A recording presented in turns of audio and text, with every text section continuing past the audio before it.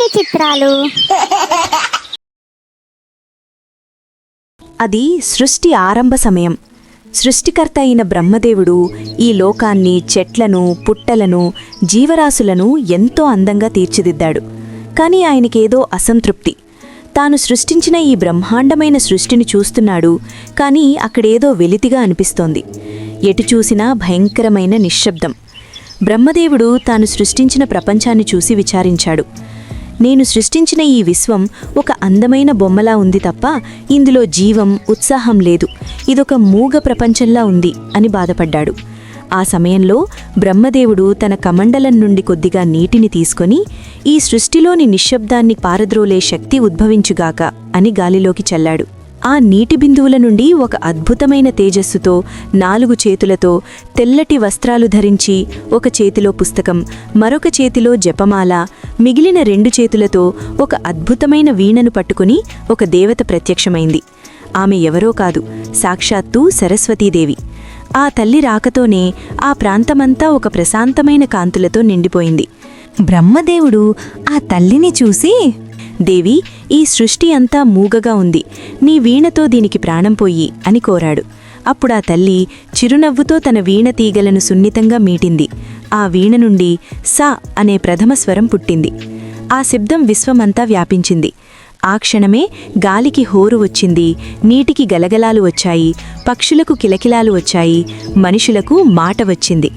అలా నిశ్శబ్ద ప్రపంచానికి ధ్వనిని, జ్ఞానాన్ని ప్రసాదించిన తల్లి కాబట్టి ఆ తల్లిని వాగ్దేవి అని పిలుస్తారు. ఆ తల్లి అవతరించిన ఆ పవిత్రమైన రోజు మాఘశుద్ధ పంచమి. దాన్నే మనం వసంత పంచమిగా జరుపుకుంటాం. ఇది వసంత ఋతువు ఆరంభం. అప్పటి వరకు చలితో ముడుచుకుపోయిన ప్రకృతి సరస్వతీదేవి రాకతో కొత్త చిగుర్లు తొడుగుతుంది. పచ్చని పొలాల్లో ఆవపువ్వులు పసుపు రంగులో మెరుస్తూ భూమికి బంగారు చీర కట్టినట్టు ఉంటాయి.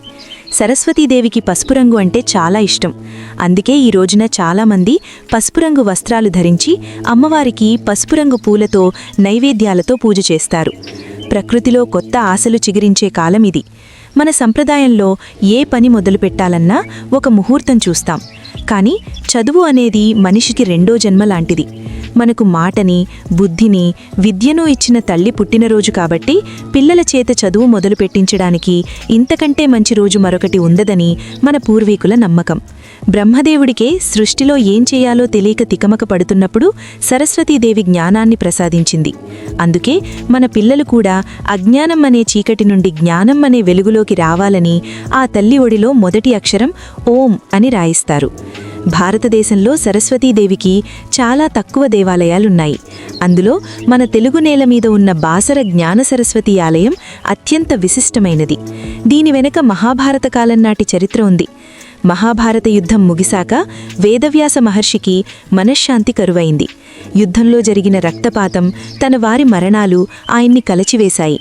శాంతి కోసం ఆయన ఉత్తర భారతం నుండి దక్షిణానికి ప్రయాణించి దండకారణ్యం గుండా గోదావరి నదీ తీరానికి వచ్చారు. అక్కడి ప్రశాంతత ఆయనకు నచ్చింది. అక్కడే ఒక గుహలో కూర్చుని తపస్సు చేయడం మొదలుపెట్టారు. ఆయన తపస్సుకు మెచ్చిన అమ్మవారు కలలో కనిపించి ఒక ఆదేశం ఇచ్చింది. ప్రతిరోజూ స్నానం చేసి గోదావరి నదిలో నుంచి 3 పిడికిళ్ల ఇసుక తీసుకురా అని చెప్పింది. వ్యాసుడు ఆ ఇసుకను తెచ్చి ఒక చోట పోయగానే ఆశ్చర్యకరంగా ఆ ఇసుక గుట్టలు 3 అమ్మవార్ల విగ్రహాలుగా మారాయి.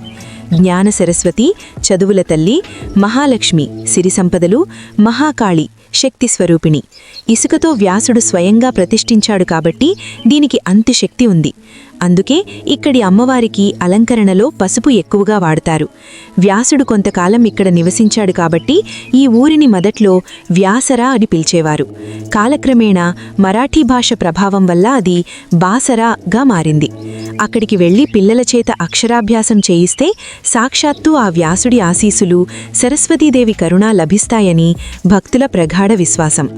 ఫైనల్గా ఒక్క మాట, బ్రహ్మదేవుడు సృష్టికి శరీరమిస్తే సరస్వతీదేవి దానికి శబ్దమిచ్చింది. అందుకే ఆ తల్లి లేకపోతే ప్రపంచం ఇంకా మౌనంగానే ఉండేది. సో మీ అక్షరాభ్యాసం ఎక్కడ జరిగిందో మీకు గుర్తుందా? మీలో ఎంతమందికి బాసర జ్ఞాన సరస్వతి ఆలయాన్ని దర్శించుకున్నారో కమెంట్ చేయండి.